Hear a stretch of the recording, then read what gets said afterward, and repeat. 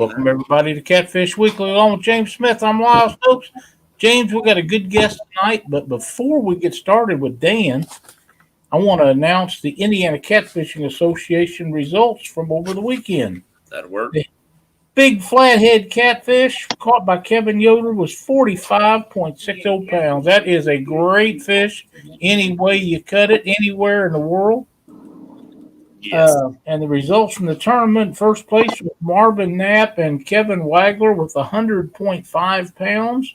Second place was Charles Breedlove and Curtis Kleeman with 88.25 pounds. Third place was Terry Holden, Mary Jane Wood, and Travis Yost with 82.08 pounds.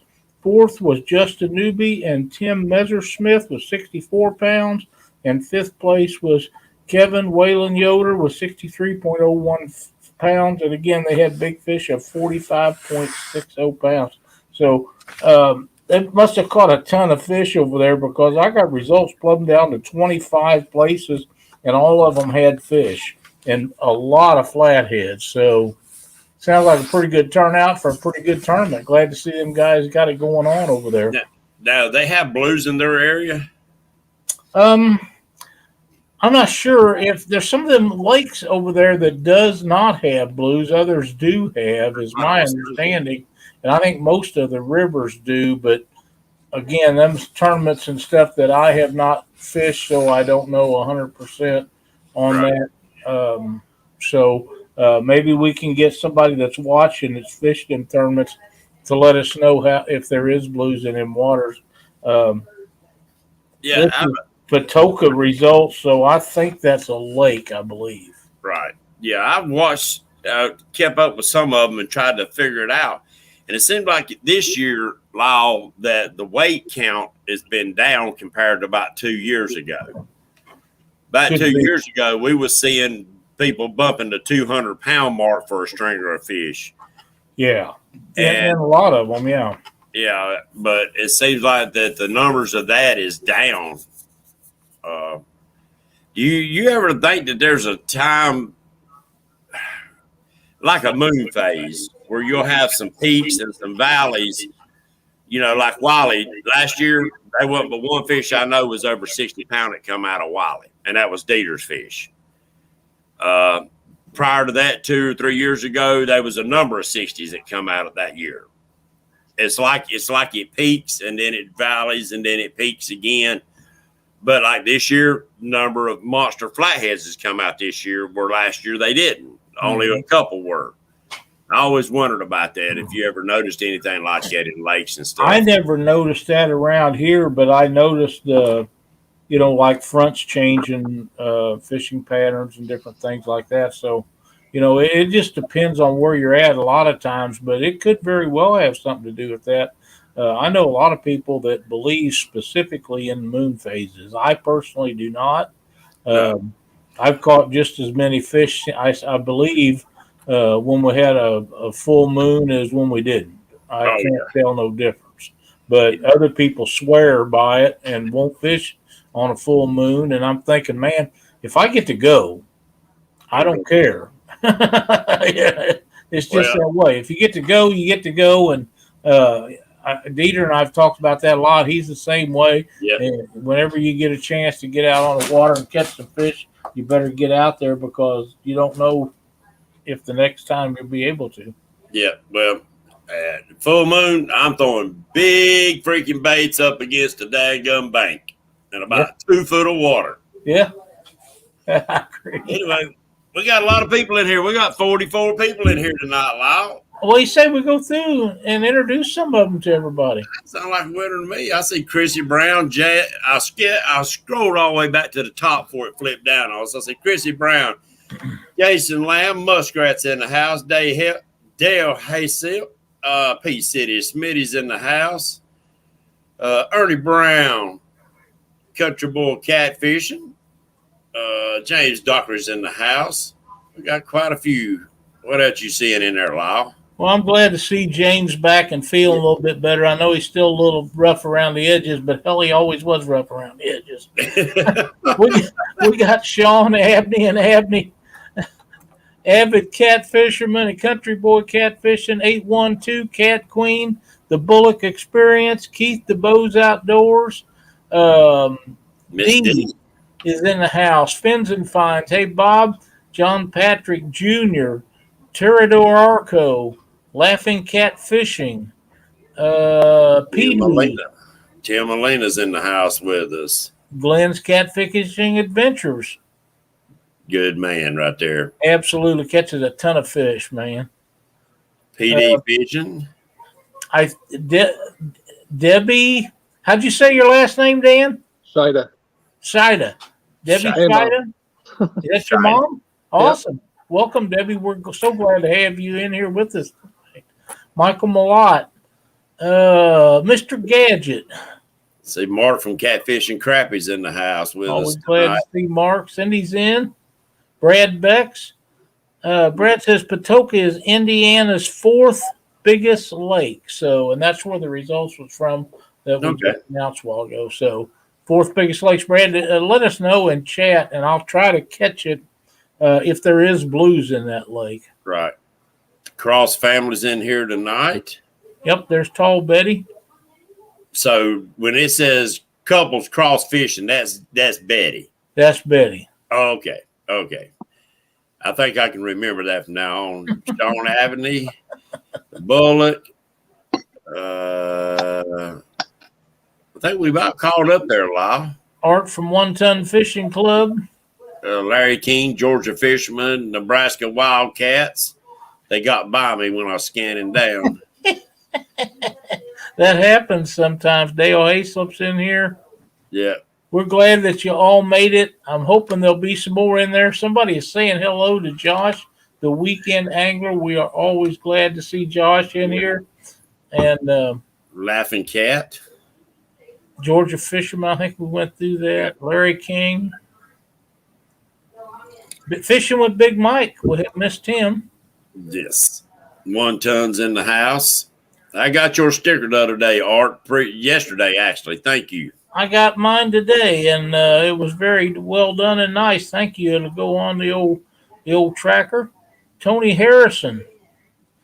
Okay, here's what we was looking for. Not stocked with blues that he knows of. Only a handful of lakes in Indiana that has blues in them. Okay. Brad, thanks, because we was discussing that and didn't know.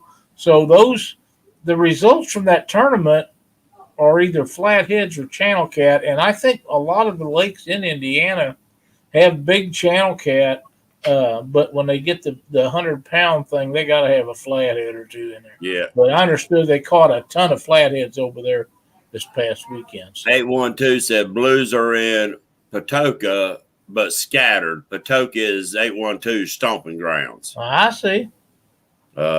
I see him catch some monster flatheads out of that freaking lake, too. He catches a lot of big flatheads. Yeah.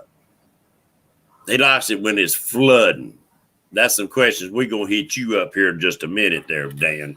I like it when the catfish are biting. I don't care if it's flooded or not. But you know me. The higher the water is, the better I like it. You know, yeah, he likes hitting them daggum back flooded creeks where it's all up in the trees and stuff. Yeah. Now, how he makes some of them cast, I don't know. I'd be a cussing mess out there. Trees lines up in trees and everything else. He fishes a lot of those times off the bank. When I don't, I'm in a boat. Right. And I know that I think because where he would have to launch is underwater. That could be. Doesn't bother me. I just back off of the road. There's Creole. We've been missing him. I wonder if he's going to make it tonight. And there's 812 Channel Cat Queen. Yep. Catfish and Pappy. I think we've about got everybody, James. Yep. I think we caught up with them. We've got a good crew in here tonight. We're going to try to give you a show. Dan, how's it going tonight, buddy? Hey, guys. Thanks for having me on. I'm doing all right. You have been fishing a lot out of your kayak. You've been doing some shows with Stan and Stan 3, and been following you for quite a while. You catch a lot of fish, man. Yeah, I'm kind of spoiled. I'm over here on the James River.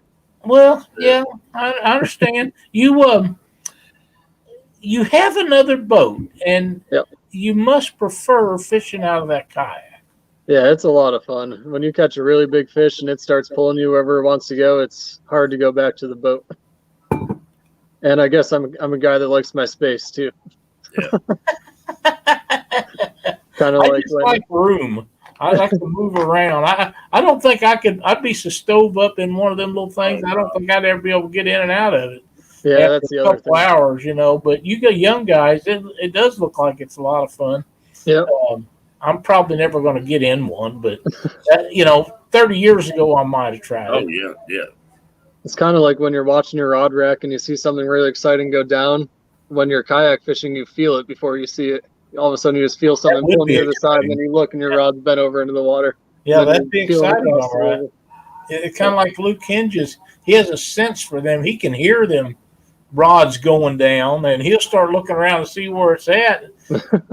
I'm just sitting there watching them. But so That's because we old and deaf, Lyle. We don't hear. that's it, man. That's for sure. So tell us how you got started in this kayak business, Dan.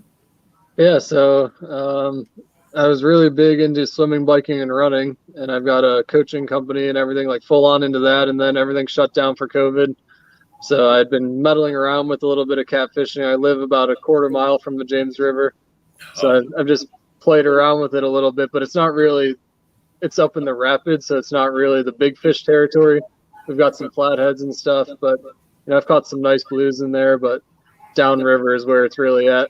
So I started just kind of playing around with that a little bit more, and then found out there were some online catfish tournaments. I started joining those, and it just kind of took off from there. I joined about exactly a year ago, my first tournament, and I've been in one every single day for the past year because they run for a month long. So I've not missed a month. Yeah. Well, that's great. That's great. There's another something that I wanted to get your take on, and I know that you do a lot of fishing with Stan Smith and his son, Smith. Yep. And thought maybe you would tell us how you got hooked up with them, and you guys do a great job, all three of you together. Whether you're in your other boat or whether you're in a kayak and Stan 3 is in a kayak and Stan 2's on the bank, it seems to work out really well for you guys. Yeah, it's a really fun dynamic. To be honest, it just kind of became a thing. I don't even really know where it started. I guess we've got a mutual fishing friend who's got a channel too. That's Citation Smitty, and he's just kind of starting his channel out. But he's done a lot of bank fishing, and he loves when the river's up and rushing. So he goes up to the city and fishes, and he kept bumping into the stands. And then I fish in the kayaks with Smitty all the time. So we all just kind of started talking and started fishing together, and it just kind of took off from there. We have a lot of fun. It's a good dynamic. Very nice.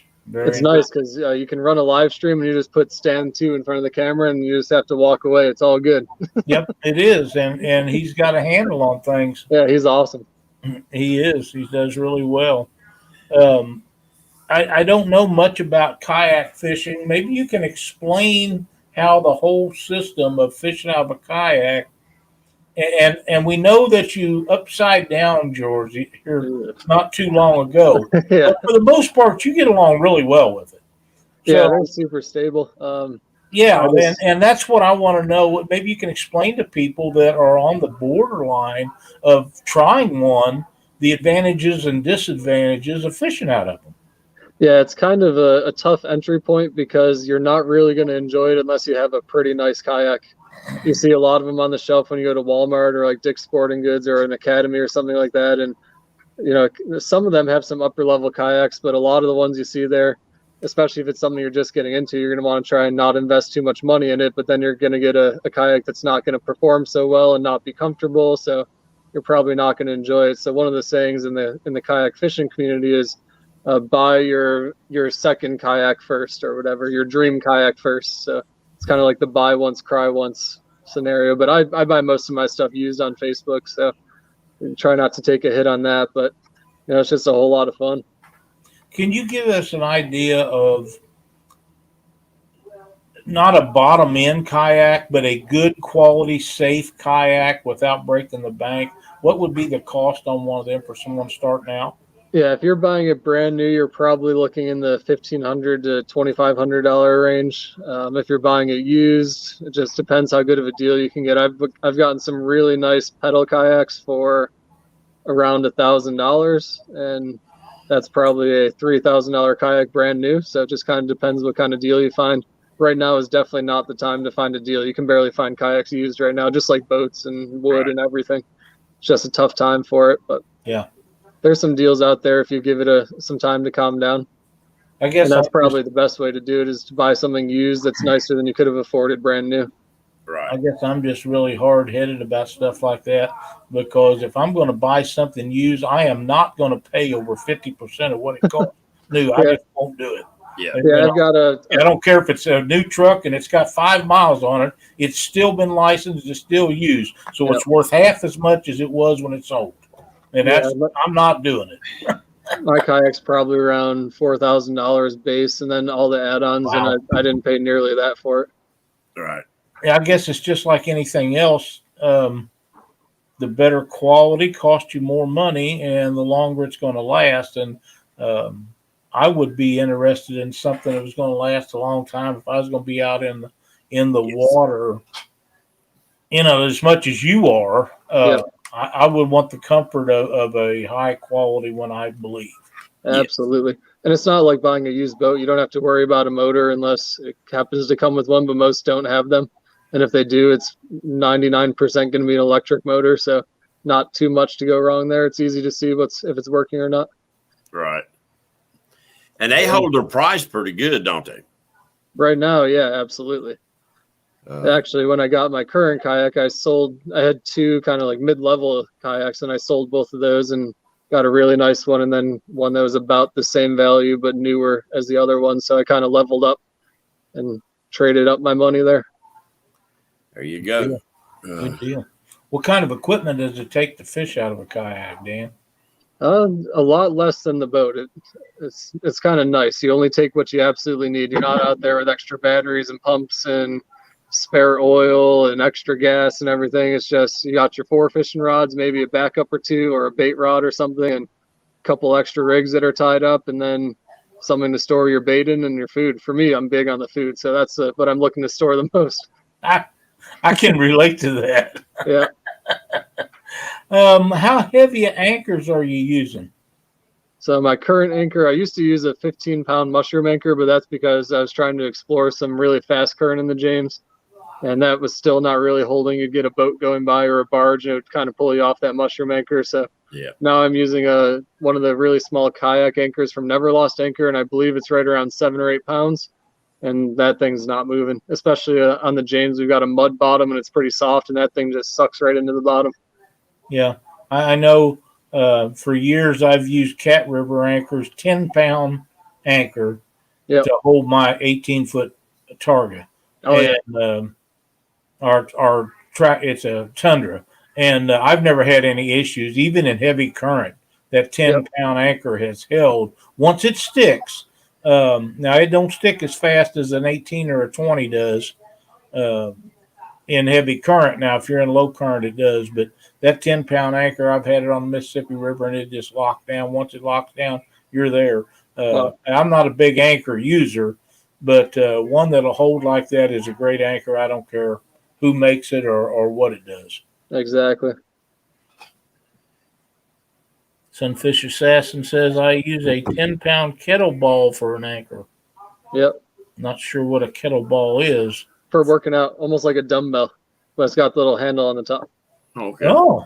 Yeah, that'll work. I use actually little dumbbells when I'm up in the river by my house. It's only 5 to 10 feet deep, and it's not too swift. So I'll just throw a little 5-pound dumbbell out on a piece of paracord, and that holds me fine. Huh.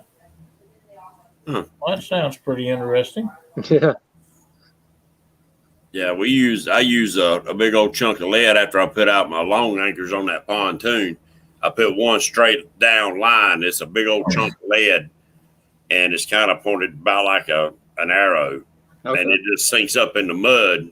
And I tie it off, and that helps keep some of the swivel out of that pontoon, especially when you're long lining. Yep. And I guess you could use one of them dumbbells like that, a 10-pound. You could probably do it the same way. It'd mar up in that mud and probably suck down in it being round like that. Yep. Here's a great comment in chat. Keith DeBose Outdoors says, my kayak ain't big enough to hold me and my snacks. Fat boy problem. Well, sometimes my 18-foot isn't big enough either. Hey, Hooks and Hammock, how are you doing? There's Catfish Assassins. We got a couple more that's done dropped in here on us, Lyle. Mike Irwin, yep. William Warner.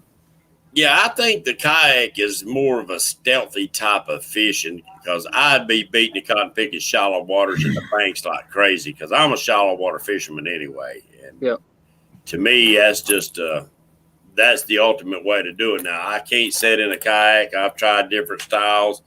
None of them is that high dollar like you're talking about, but I've sat in some pretty nice ones, and I just can't sit for long periods of time in that one position. So it's not for me, and I understand that. But I could see where the advantages would come in. There's some spots that I would love to be able to get into, and that's about the only way you could, or have an airboat one of the two. Yeah, so that's those spots. That's one really big advantage, is the stealth aspect of it. But what I think is even more important is my transducer is literally directly under my chair. So I always go fishing with people in the boat, and I can't get on nearly the fish that I do in the kayak. And it's not like I'm hiding spots or anything. I don't really believe in that. These fish are all over the place, but I just think I'm so much more pinpoint accurate. I see exactly what's below me, and I can move just a little bit. I don't have my transducer 10 feet behind me on the back of the boat or anything. It's right there, and I can see it, and I can just drop my baits exactly where they are. When I'm drift fishing, I can literally see my anchors and baits right off the bottom. I can tell exactly how far off the bottom they are, and I can't really do that in the boat too well. So you do a lot of vertical fishing? A lot, yeah. A lot of most of the time I'm suspending 2 rods and dragging 2 rods. Ain't nothing like that straight down rod getting hammered, is it? It's awesome. Especially when it turns the whole boat sideways. Yeah. We have a few new people in chat again. 3+1 Outdoors, Jason Lamb, Mike Irwin, Mo Creek is in here. Laughing Cat Fishing, I think we said that a while ago. Propel Hooks fishing. and Hammocks. One of your fellow kayak guys, Spencer Bowers, had a new video popped out today, and I watched it. And I think that kayak fishing would be extremely stealthy. I see Spencer was fishing brush piles, him and Denny today, and they would roll up them brush piles and drag them flatheads out of them brush piles, and it looked like hand-to-hand Mortal Kombat. That really does look like a lot of fun. Now, I don't know if where you fish or not, if you have brush piles, like they was in a creek, I believe. Yeah. But, so, I could do some fishing like that near my house. It's a lot more shallow. We have a lot of log jams and things like that. So I just don't do it as frequently. If I'm going to pack up all the gear and go, I typically go way down river where those monsters are. And they're still up here. I've caught some, 35, 40-pound fish and up to 20-pound flatheads right by the house, but you just don't come across them as frequently as down river. Wow. That's, are you catching them right underneath you or close to it? I haven't played around with it that much to really know. There was one time I was sitting in a brush pile and I saw some stuff moving, but it was just a gar, and it was right below me. But well, they're still fun to catch. Oh yeah, we don't catch them too frequently around here. I try never to catch them, but I've only caught one gar in my life. It happens. The Chad will be guest on Mark's show right after us tonight, so be sure to tune in for that. I see he just made it in here. Thanks for sharing out James's link there, Mark. We appreciate it so much. Propel Fishing. What's that? Justin Fishing Fetish has dropped in with us. Yep. Justin in here. Propel Fishing. I think I seen them a couple of weeks ago. Glad to have you back. Yeah. Georgia fisherman. Now, do you stick with shorter rods out there on that kayak instead of trying to handle a long rod? No, I actually use 7.5 footers. It's kind of counterintuitive. You'd think it'd be a lot easier to manage those shorter rods, but at the same time, if you're drifting, then they're just all right on top of each other. I like to spread them out. Right. I've tried using some 8.5 footers, and that can be a little bit too much to handle, but 7 7.5 footers are real nice. Yeah.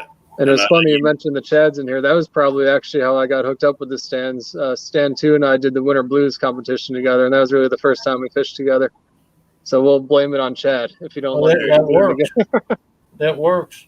Our good friend Junior Proctor, Blue Dog Fishing, has made it into chat. Circle Hook Productions. Oh, there we go. Sweet. My new lucky hat. Heck yeah. The first time I wore this hat, I caught 5 citation fish or trophy fish all on the same trip in about 5 hours.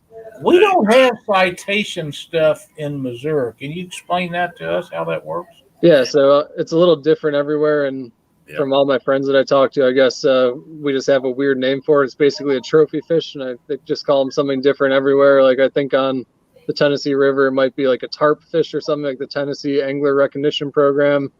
We just happen to call ours citation, and you can do it by length or weight. So for a blue cat, that's either 30 pounds or 38 inches. Yeah. And a flathead is 40 inches or 25 pounds, I believe. I'm pretty confident on the length there, but not on the weight. I don't catch too many flatheads. Yeah. Not being a kayak angler, and I understand it's probably easier to measure fish than it is to weigh them. I find that of no value. If you don't get a weight on one, you have no idea what it is, because regardless of what people say, when you use that formula, the bigger the fish is, the further off that formula becomes. That's just a fact. Anybody can argue it if they want to, but if you get scales out and you use that formula, if it's a 5-pound fish, it might be within a few ounces. But when it's 20 or 30 pounds, it's a few pounds off. When it gets around 70 or 80 pounds, it's 10, 15 pounds off. And the bigger it is, the further off it gets, because not all the fish have the same length, and they sure don't have the same girth. You get one that just fed up from being off or just got off the spawn or something, and he's that big around. Exactly. Tomorrow morning he's going to be like this because he doesn't dispose of the extra. And there's no way that that can even reasonably be close. But in a kayak, you can't stand up. So when you get a 40-inch fish, you almost got to stand up to weigh it. And I understand that. But I don't think that people that have the opportunity to weigh them should ever use that formula to say it's this size of fish or that size fish, because it's just not. I think there's like a 10% factor built into it. So you think about that, you're talking about a true 60-pound fish. You might be measuring at the formula at 66 pounds or maybe 54 pounds. That's a pretty big range, Yeah. So, and you're right. You look at these fish that everybody catches, and the body types are just so ridiculous. We were just in a tournament on Saturday. It was a 24-hour tournament. And there's this one guy, he caught this 31-inch fish, and the gut on that thing, it almost looked like... And it probably was way more than it should have weighed. It looked like he hooked it up to a bike pump and just blew it up. It looked like a puffer fish. It was ridiculous. Yeah, I think and another thing is the way fish are measured. And for those that don't know, how a bass or a bluegill, they lay them on their side to measure them. Mm-hmm. Yeah. But a catfish must be laid on its stomach to measure them, because you got pectoral fins and all this stuff sticking out all over them. You can't get an accurate thing. The only problem with that is if you get one like you were just talking about and you measure it, a couple hours later when it expels some of that stuff, he's going to grow in length. Yeah. Because the belly will go up and he will go out. I've seen that happen in tournaments where we have slot limits, and you measure that fish and he's big old round boy. You get him to the scales and he was an under when you caught him, and he'd be an over by, and I don't keep anything within a half inch of whatever the slot is for that reason, because I've seen guys get disqualified that has sworn that fish was not. So there's nothing you can do about it except have an extra fish in the boat until right before weigh-in and then kick it out if one of them's over. Yeah, and it's funny, you talk about that formula, and I think part of the stipulation with that formula and the fact that people measure fish differently is that it must be on a rigid board that you're measuring on, which is how we actually measure them in our tournaments. But you see a lot of guys, they get the fabric tape measure, which is how you measure the girth, and they try and do the length that way. But if you're measuring a flat surface, that's a whole lot different than if you're measuring up and around the belly. I've had people send me pictures because they know I kayak fish, and I'm always putting, a really big fish a pretty average size big fish in the James is probably around the 45-inch mark, which is like a 50 to 60 pounder. Mm-hmm. Of course, there's much bigger fish, but that's pretty common for a big fish in here. Right. And I'll see other people, and they'll send me pictures and say, "Oh, I caught this one. And it was 50 inches, but they're measuring up and around the belly and all the way down, and it's not worth the argument. It's just like, nice fish, good job." That's the best thing to do it. And I've learned a long time ago that a guy that says his fish weighs this or that, just if you don't believe that it's like that, just don't comment on it. Don't stir up the drama on Facebook. It's not worth the effort. Just say, nice fish, go on. If you and another guy want to have a conversation about it in private chat, that's one thing, but there's no sense of slamming a guy because he could have measured the fish just like what you said. And you never know the difference. And even as good as electronic scales are right now, I've seen guys jerk them like this, and they'll lock in a lot of times, and it says it's a lot bigger fish than it actually is, and that's how a lot of these arguments get started. And when you're weighing them and you're all excited and you're trying to get it and it's not really stable, you just take the highest number that you see. So, it's just not worth it. And then when any movement of your boat or kayak, you'd never get them daggum scales to lock in. So no. I was trying for a while. I bought one of those big carp slings, and it's just worse for the fish. You just keep it out of water much longer. That's one of the really nice things about kayak fishing is, you catch the fish and 5 minutes later you're releasing it right back where you caught it. I agree with that. And, that's very true. Once you start messing around with the scale. But I understand what they're talking about, the length. They are strictly not worried about what the weight's coming up to. They're sticking strictly by length. Right. So to be honest, then you take the weight out of the conversation. Yeah. To me, that's just, if I don't know what it weighs, you don't know how big it is. Yeah. But think about it. A flathead, half his head's full of air because he ain't got a mouth. Or bone. Yeah, you know what I'm saying? He's, how in the world, that's, to me, that throws that scale and that math out the window when you measure a flathead. Yeah. Because I've seen flatheads almost 6 freaking foot long and not have a real big belly, but that would be a heavy fish. Right. But you take and catch one, say, 45 inches long, that fish might not weigh but 35 pounds. Now, he looks a lot bigger. He looks a heck of a lot bigger because he's got a big old head, but a flathead will fool you. And I think some of those, but that math actually come out from the bass world. Yeah. That all them things come out of the bass world. But look at the size fish they're measuring. Until somebody puts scales to math and proves to me that it'll work over a 50-pound fish or whatever, It won't work out. I'm telling you, it won't work out. I will always have a scale on me and on the bank or in my boat just in case it's a record, a lake record, a state record, or a world record. You better have a scale to say, I need to call somebody. That's exactly kind of my plan. If I ever hook into one of those real big monsters, there's always somebody on the James, and the local Facebook group is pretty supportive. You see people with boat trouble, and within an hour, there's 20 people that commented. So I'm sure if you put up, I've got a ridiculous fish, there'd be 40 people that commented on it. And somebody would be out there looking for you. They ought to all contact they should all contact their conservation agencies and say, hey, we need a guy on standby 24 hours a day that can come out and certify fish that is caught that somebody believes is a record fish. Yep. You should never have to wait 3 or 4 hours for somebody to get there. Or 3 or 4 freaking days. Yeah, that right there would be grounds to ask for removal of them people if you had to wait 3 or 4 days. 3 or 4 hours is bad enough, but they should, unless they're in the middle of a bust of some kind, they should be there within the hour, because in Missouri at least there's at least one agent in every county. A lot of counties have 2 agents. Some of them don't. Depends on population, I think. And what's crazy is, though, here in North Carolina, the wildlife people are not certified, to certify fish. Well, how can that possibly be? Somebody else has got to There's a certify law. fish. How can that be? How's that work? They're not trained to weigh and certify. They don't weigh them. They just have to be around somebody in Missouri anyhow. They just have to be where there is a certified scale and say, yes, it weighed that amount on a certified scale. That's how it works in Missouri. Now, I don't know how it works in other places because, man, you guys are plumb across that little mountain range over there from me. Yeah, I mean. Hey, the Weekend Angler says, I learn something every week during Catfish Weekly.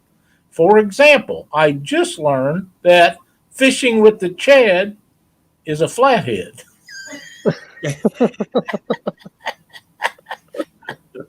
Good call, Josh. It would be good if there was a standard across the country when it comes to stuff like that, because they've just about got it in the bass world. Yeah, it is. There needs to be a standard for weighing and measuring fish, and what's in the works right now is not what needs to be, but there does need to be something there. And I would like to see all these conservation agencies, whether it's DNR or MODC or any of them things, they could all get together and put a standard in for weighing and measuring fish of all species, not just catfish. They could do it for all of them, and they should. They could also all have the same number of rods, state to state. They could also have the same number of catches and keeps, and if they're going to have, they could do all that together with state to state if they would. The problem is the thing that comes into play with all of that is the same thing that ruins everything, just like this organization before now, is called money. Yep. And the person that gets his palm greased the most will be the one that squeals the loudest. So that's how that works. Yeah, but sometimes that squeaky wheel don't get greased. Sometimes that squeaky wheel gets replaced. And that's what should happen most of the time. So on your tournaments and stuff that you're having, your kayak tournaments and stuff like that, so y'all stick strictly with the measurement tool. Yep. Does y'all's actual boards have to be certified and make sure that somebody ain't fudging on length and stuff like that, or? Yeah, and it's just like catfishing in general. Kayak catfishing is really growing fast, and you get all these people that jump into a tournament, and then they've got to get a board, and there's about 2 or 3 really good boards, and they have to be approved by the tournament directors. So there's really 2 or 3 that are pretty standard throughout all the tournaments, and sometimes people pop in with some random board, and it's just hard to break it to them that those fish aren't going to count because they weren't on an approved board, Right. But, yeah, I mean, I like that idea of being able to cut them loose right after you catch them and measure them. I really do. I think that some of the big tournaments and stuff like that, I think there's going to be some changes in the future as far because the saving of the fish's life. I sent Lyle some videos, and it was on bass, but it really blew my mind at the amount of fish that actually died during the summer tournaments. The winter tournaments, not too bad, and up north where the water's a lot cooler, but down in the south and stuff where the water gets up to, what was it, above 75 degrees, Lyle, was what they were saying, that the mortality rate jumped dramatically. But I think with what you're talking about, being able to no longer than 5 minutes out of the water and cutting them rascals loose, he's got a lot better chance of survival than carrying him around in a live well. Even though when that study was done, live wells have come tenfold as far as technology and our knowledge of how to keep a fish alive, oxygen and all that other stuff. But still, pumping water in, pumping water out is the name of the game. But at the same time, you're pumping hot water in and hot water out. Yeah, it was funny. We were a little bit of an aside, but when we were out on the boat after our live, the last time I was out with 2 stands fishing, we were talking about all the bass tournaments, and they come back and release their fish. We were just thinking about the big old flatheads and blues that are just sitting there picking up all the bass. That's why I use largemouth bass for bait, son. Like all these bass guys are letting all their fish go, and our catfish are just eating them right then and there.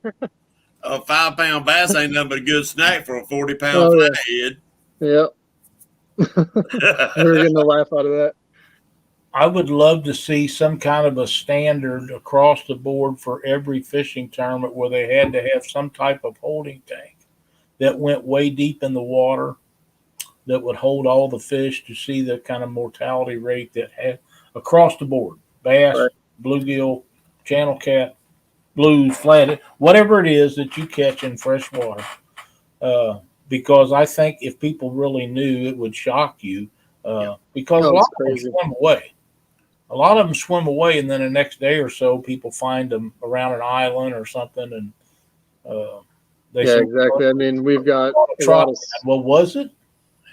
Right. Can we prove that? Yeah. You know, Yeah, I'm a teacher, so usually I hit the weekends pretty hard, and I'll do Saturday and Sunday trips. And Saturday trips, I'm out there, and all the tournaments are running around, whether it's bass or catfish. And then a lot of times when I'm out fishing Sunday, that's when you see a bunch of big fish floating down the river, like one after another, after another, after another.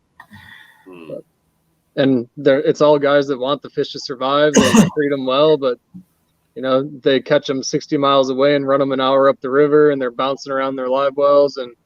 And that's there's got hard to be a enough. better way, That's I've hard never enough. done it, so I couldn't comment as to how to improve it, but I'm Well, just saying what I see. I have to tell you that's hard enough on one, but Mhm. that's not nearly as hard on them as the guys that allow trailering events in these tournaments. Oh, And my they're goodness. hauling up and down the highway when the heat coming off of that highway and the boat beating the hell out of them for 100 miles up and down that river where they're running 100 miles an hour and they not got nothing going in there to circulate that water in and out. That's where your mortality rate comes from. And people And don't them guys can realize talk that about that all they want.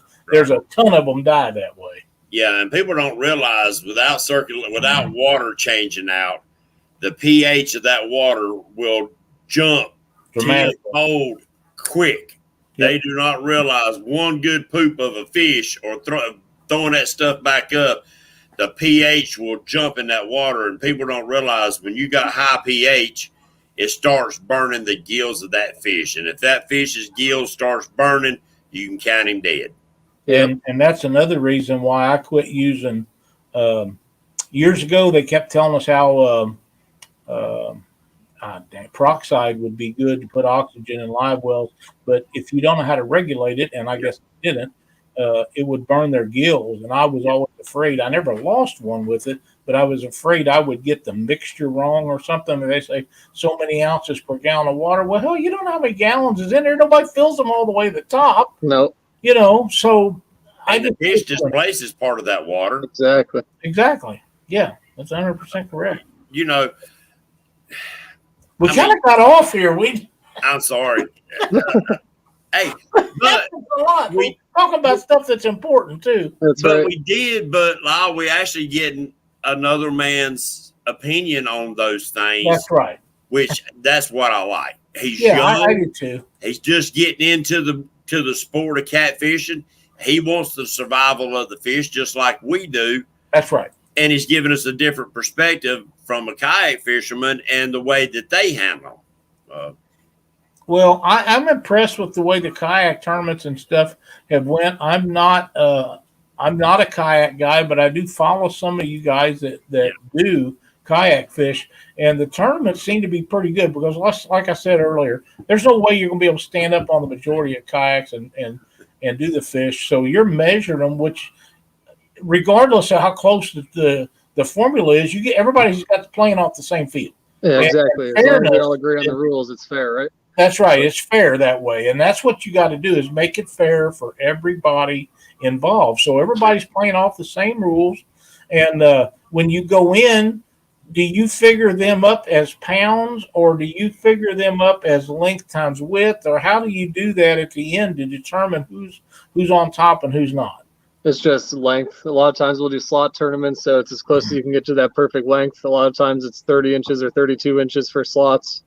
And then otherwise it's just your 5 or 7 longest fish, depending on what tournament you're doing. And then a total of length? Yep. Okay. Just add it all up. Now, a lot of times I'll do the girth measurement for my videos because people always want to hear that weight. But, speaking about that, and you guys brought something to my mind that I realize I've never had an argument about is we don't argue about weight. You got all these guys exactly from all over right. the country putting all these fish up, and nobody's at each other's throat because they say this fish weighed this or that. It just doesn't happen. So Yeah. that's kind of refreshing. It's so long, period. Yeah, it's it. 32 inches. No, it's not. Okay, well, here's a picture. Yeah, It is. But suit yourself. Yeah. Circle Hook Productions, thank you so much. We appreciate it. That brings me to one more thing. I have a bunk board on my boat that the nose of the fish goes up against. I've seen guys try to put the tail of the fish up against the back of that and measure them. I'm thinking, what's wrong with you? But they just don't know the difference. Yeah. But do you have something like that everybody in a kayak uses that has a place to nose the fish up to? Yep. Okay. Yeah, and that's actually funny. A lot of the boards that we're using were coming from the bass fishing world, kind of like these tournaments did, and the fences were only 2 or 3 inches tall, and you catch one of these really big blues, and you've got this little fence there. Let me try and get a prop. And then, the mouth of it is coming way over the top, and it kind of concaves over, so you're not getting that full length of that fish. So a lot of companies are starting to make 5 or 6 inch tall fences so you can get that really high point of that snout up there and measure the true length of the fish. I took 2 measurements of one fish last summer. It was like a 44-inch fish or something on one board, and it was like a 43.25-inch fish on the other because it's hanging over the fence so much. Right. Yeah. I have a comment that I just read that Betty put up in chat, and rulers all measure the same and scales do not. That is not exactly right, because I've seen guys get kicked out of tournaments and slots because they measured a fish. They would be as much as a quarter of an inch off from one measuring device to the other, which when they measured them, they was unders. When they measured them on the tournament director's measuring device, they was over. So that meant they actually had an illegal fish that wasn't even supposed to have in their boat. So one thing that we always encourage people to do was bring your measuring device and compare it to ours.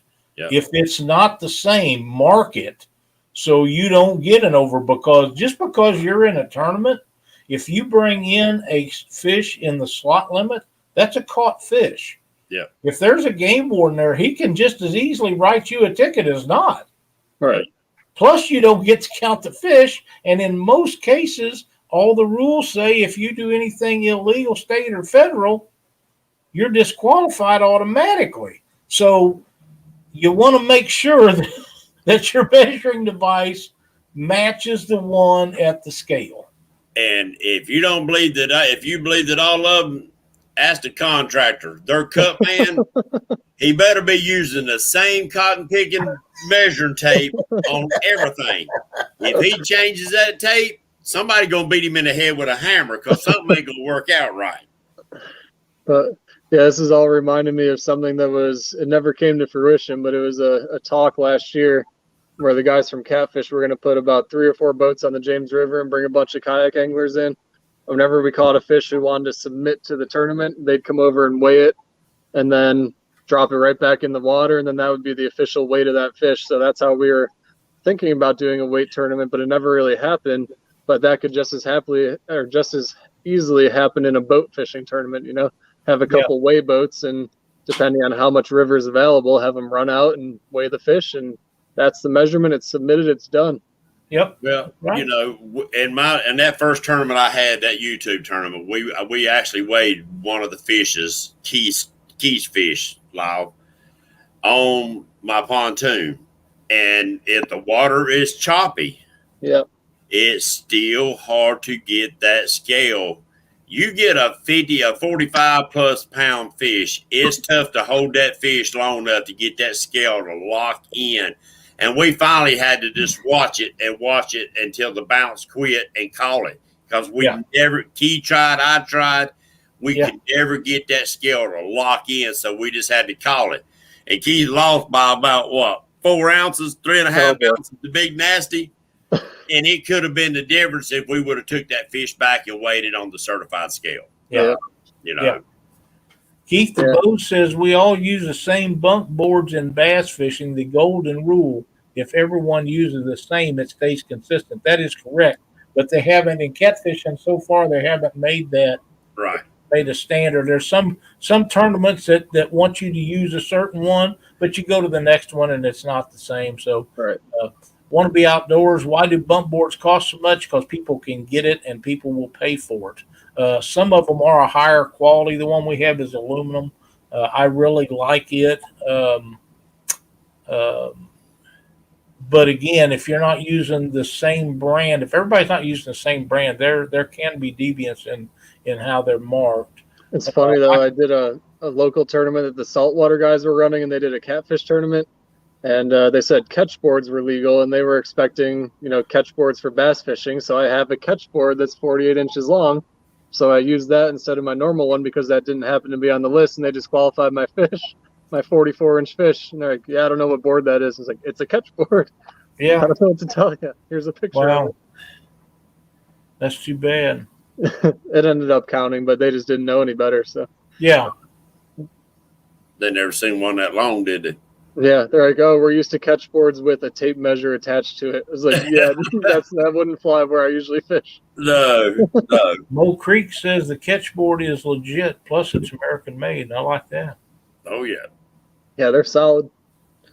I've actually I worked with forgot the brand that we have, but I really like it. And like I say, it's aluminum.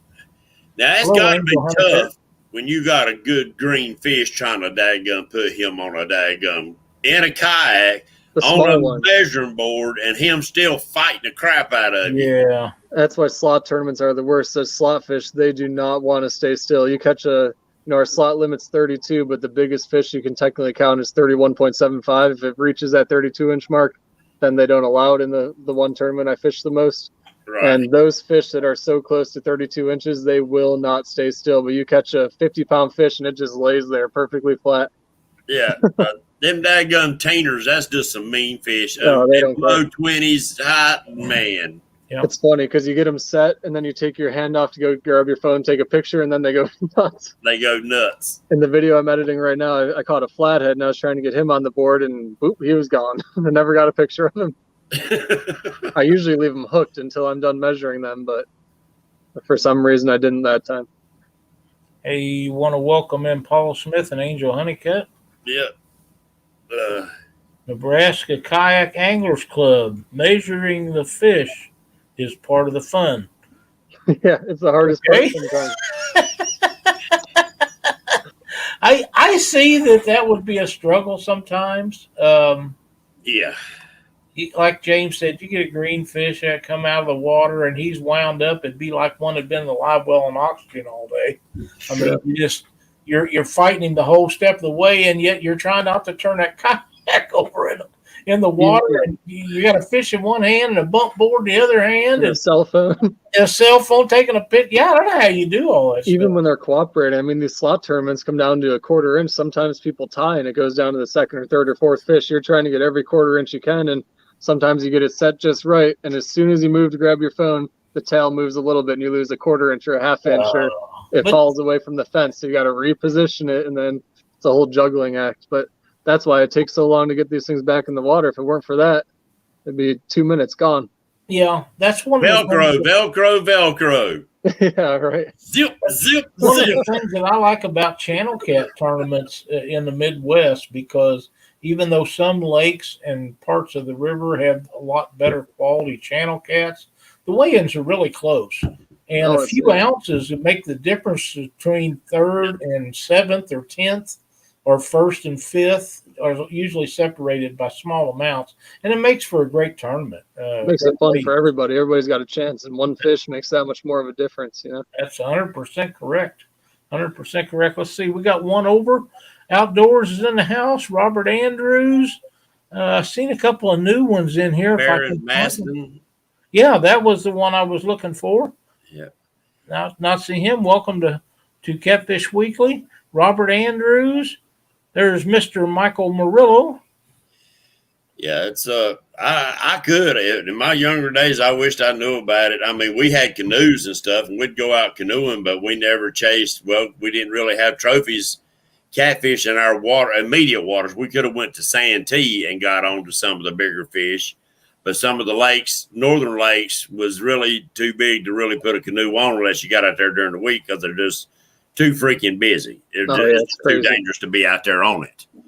But I could see that would be fun. Now, we used to go down the rivers and tubing or not kayaking, but canoes and do a lot of bass fishing or actually smallmouth fishing, what we love to do then. And that's fun, but to latch onto a monster cat and a kayak in a river of running water, now that had to be a blast. One of my first videos I ever put out, I had 3 trophy fish on at the same time. So it's 3 different rods, all go in different directions. Some are crossing under the boat, and just recently, my next video I put out, I had 2 fish over 50 pounds, caught them at the same exact time. So that was a absolute chaos. Oh, I'll bet. And then earlier that trip, I had 4 rods in the water, and all 4 of them went down and caught 4 fish at the same time. That's going to be a fun one. Yeah. Hooks and Hammocks says, ask Dan if he has ever used an overboard. A what? Overboard. I'm not sure what that is. I think it means like falling overboard. Oh, yeah. yeah, I'm trying to forget about that. Yeah, I bet so. It was actually 8 days apart. I fell out of my kayak, and 8 days later fell out of the boat on a live stream. I missed that somehow. I don't know. I did too. I wish I did. Yeah, I bet. But you know what? Things happen. You didn't get hurt. You was right not back my in week. it the next time going again, so it's all good. Did you do that fishing with Stan and Stan? Uh-huh. I can't remember. I was thinking about my story. One of them must have pushed me. Heck yeah. I'd be blaming it on Stan too if it was me, but Stan 3 just seems like a pretty nice young man. Yeah, they're good guys. Yeah. Now, they wasn't laughing at you, were they? Oh, not at all. Never. Yeah. See, Mike Chavez is in the house. He's been in here for a little bit. Heck yeah, I bet he's been cooking something. I've seen his latest video, man. That son of a gun makes me hungry every time I watch one of his videos. Absolutely.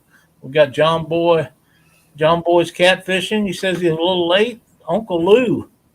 Now, do you ever take your kayak and just find you a good spot to go and bank at Rascal and camp out right there and bank fish in the spots? Sometimes I do, but every time I do that, I'll go out with that specific goal in mind to go find a spot and just cast lines out. And then 10 minutes later, I'm getting bored and I get back in the kayak and go find a new spot to fish. Oh, I hear you. That's probably why I'm always on the move. Yeah. If I'm not getting a bite, I want to be somewhere else. Yeah, if it's not, I agree. If you're not catching fish or at least getting bit, there's got to be a spot where they're feeding somewhere. Yep. Edie Collins, welcome. Sometimes, though, it's good to just stop and smell the roses, make Yeah, your you're little right about that, campfire, man. kick back on the bank, and Yep. if they sing, they sing. If they don't, they don't. You just enjoying being out there. That is for sure. I always call them my grandpa trips. Mine is sitting on the bank with grandpa, kick back, and But now you're grandpa. I know the feeling though. yeah, 5 times over. Hey, Keith with fishing and stuff just arrived. Welcome, my friend. His ears must have been burning. I was talking about him a minute ago. We're always glad to have Keith on board. Yes, sir. Good people. He is. He's as good as he gets. I just made one of his projects last week. Me too, come to think of it. And I'm getting ready to do a video on mine as soon as I kind of get to where I can get around again. Nice. What'd you build? I built a 10-rod caddy for like a vertical rod storage for the boat that goes on the seat post. To hold 10 rods. Yep. Now, is this for your boat or your kayak? For the boat. Oh, okay. Yeah, we kept going out with me and 2 stands and 3 people in a 17-foot boat. We need as much organization as we can get. Yeah. I understand. Because I bring my 8 rods and they bring their 8 rods. Next thing you know, we got 16 rods in the boat. Because I'm real left-handed and nobody wants to use my lefty reels. I can understand that. I don't blame them. I got tied into that one time on a guide trip. A friend of mine had called me up and they said, "Hey, I booked a guide trip. You want to go?" And we get down there, and it was with Ryan Casey, and he's left-handed, and every fish that I caught was on a left-handed reel, and I am not left-handed coordinated. And I told Ryan, I said, "Man, how you do this?" He said, "Well, it's easy for me." I said, "It can't be that Well, I'm right-handed, but for some reason I reel left-handed. I think it's from all my spinning rod growing up. Yeah, probably so. It just stuck. It's And I still never understand. different though. I don't understand these bait casters. Everybody's casting with their right hand, then they switch, and then they reel with their right hand. It's like I cast and then reel right away. Yep. I don't know. Well, if anybody have any questions while we have Dan in here, please get them in here to us. We appreciate you being on the show with us tonight, Yes. Dan. It's been a lot of fun. I knew it would be. I've had a good time. It's a learning experience for me and James. It's your comfort zone, and you're very knowledgeable about that. Kind of like Hooks and Hammocks, they was the same way when they talked about their stuff, and Spencer and some of the other guys. But coming from the East Coast, it's a little different than what they do on the Midwest. That's true. And we're very happy to have you on here, and maybe we can get you back on here at a future date, and you can be fishing or something. That'd be awesome. Yeah, that'd be cool. Yeah. I'm a teacher, and I've got 2.5 more days, and I'm on summer break, so I'm looking forward to that. I'll bet you are. I might pull up on a bank and make a fire somewhere. I'll have time for it. No summer school? No. Attaboy. They're paying extra great this summer to try and entice people to do it. And I said, no, thank you. Not worth it. That's exactly right. Well, you had a year off because of COVID, golly. Yeah, right. I bet they was wound up time they did make it back to class, though, wasn't they? I've got kids in the building. I've got half my kids online, half the kids in the building. I've got to teach them both at the same time. It's an absolute nightmare. I'll bet it is. So. Abbott wants to know if you'll be staying in your boat when you go out. I'm breaking up again. Can you say that one more time? Abbott wants to know if you're staying in your boat when you go out and do that. Something about staying in the boat? Yeah, when you're camping out, are you going to be staying in your boat? Oh, maybe, yeah. There's a sandbar on the James. It's like a little party cove, so you can pull up and anchor the boat and camp on the beach or the tent if you wanted to. But with all that room and even just a little 17-foot boat, I feel spoiled when I get in there. Yeah, I'm There just you go. do. I wouldn't want to do that on a party area on the weekends, though. I'd make that through the week, I think. Yeah, I'm about to be a weekday fisher and a weekend something else there. Yeah, Keith says Dan's a heck of a fisherman. That's quite a compliment for Keith Rich. That is. Thank you, Keith. Yeah. He comes up here on the James every now and then. Yep, I understand that he does. That's awesome, man. Yeah. Oh, yeah. Well, listen, we're going to get off of here, so you guys turn over and listen to Mark with Catfish and Crappie. His guest tonight is Fishing with the Chad. Yep. And I'm sure they're going to have a great show. Dan, thank you so much for being a part of Catfish Weekly tonight. And we're looking forward to have you back on here and do this again. Awesome. Yes, I appreciate it. Thanks, guys. Maybe then I'll know how to use my Patriot James floats. Heck yeah. If you get a chance to do that, be sure and post a video up on Catfish Weekly. James, you have any closing statements? No, sir. Just everybody take care of yourself. And today was Flag Day. It was. So make sure you fly them red, white, blue guys. Put one on that kayak somewhere, at least a sticker. Heck yeah. Will That'd do. be great. I've got a Catfish red, white, and blue flag. There you go. Thanks for watching, everybody. See you next week on Catfish Weekly. God bless.